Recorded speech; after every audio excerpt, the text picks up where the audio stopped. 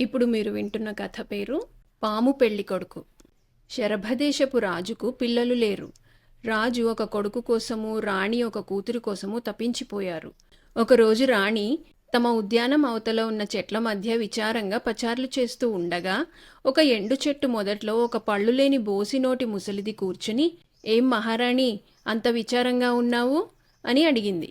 రాణి తన గొడవ ఆ ముసలిదానికి చెప్పుకున్నది. "నీకు పిల్లలు కావాలంటే నేను చెప్పినట్టు చెయ్యి. ఈరోజు సూర్యాస్తమయమైన వెంటనే మీ పూల తోటలో ఈశాన్య దిక్కున నేలమీద ఒక బంగారు గిన్నె బోర్లించు. రేపు ఉదయం సూర్యుడు ఉదయించబోయే సమయంలో గిన్నె ఎత్తి చూడు. దాని కింద ఒక బుల్లి మొక్క కనిపిస్తుంది. దానికి 2 రెమ్మలుంటాయి. ఒక రెమ్మన తెల్ల పువ్వు, మరో రెమ్మన ఎర్ర పువ్వు ఉంటుంది. తెల్ల పువ్వు రెక్కలు తింటివా, మగ పిల్లవాడు పుడతాడు. ఎర్ర పువ్వు రెక్కలు తింటివా, ఆడపిల్ల పుడుతుంది. 2 పూల రెక్కలు మాత్రం తినకు" అని చెప్పింది ముసలిది. రాణి పుత్రకాంక్షతో ముసలిది చెప్పినట్టే చేసింది. మర్నాడు సూర్యోదయం కాబోతుండగా వెళ్ళి చూస్తే గిన్నె కింద చిన్న మొక్క, దానికి 2 పూలు ఉన్నాయి. తనకు కూతురు కావాలని ఉన్నప్పటికీ తన భర్త ఆనందం కోసం మగపిల్లవాణ్ణి కనగలందులకు తెల్ల పువ్వు రెక్కలు తినేసింది. కానీ ఎర్ర పువ్వును విడిచిపెట్ట బుద్ధి కాక దాని రెక్కలు కూడా తినేసింది. తర్వాత రాణి గర్భవతిగా ఉన్నది. రాజభవనంలో అందరూ సంతోషించారు. 9 నెలలు నిండగానే ఒకనాడు రాణికి నొప్పులు ఆరంభమయ్యాయి. ఆ దశలోనే ఆమె గర్భం నుంచి ఒక పాము వెలువడింది.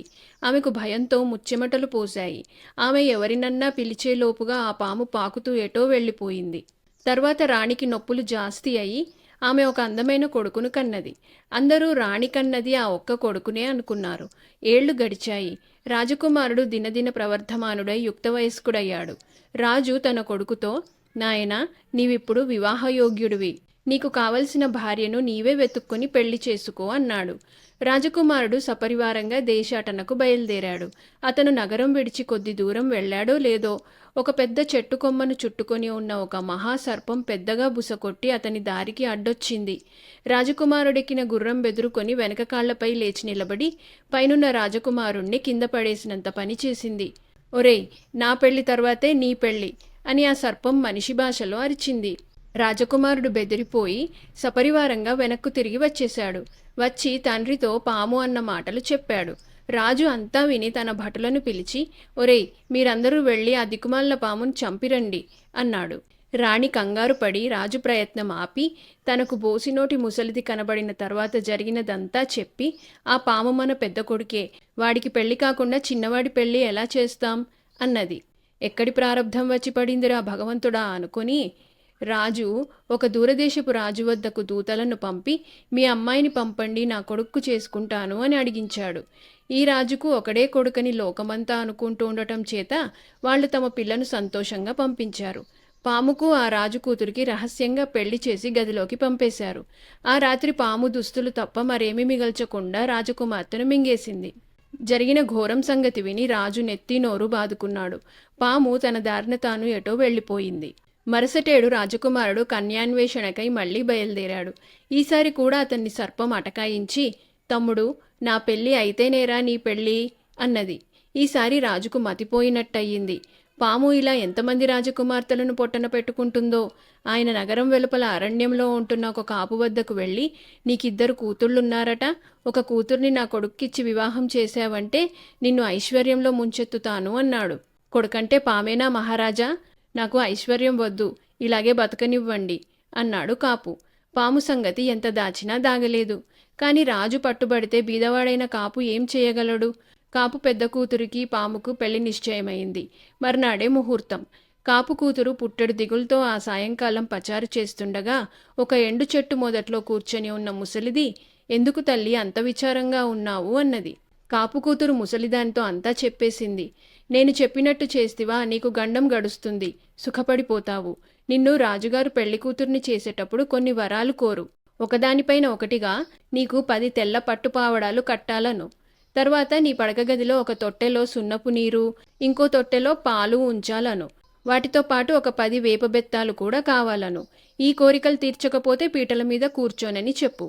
పెళ్లైనాక నిన్ను ఆ పామును గదిలోకి పంపుతారు. పాము నిన్ను పావడా విప్పమంటుంది.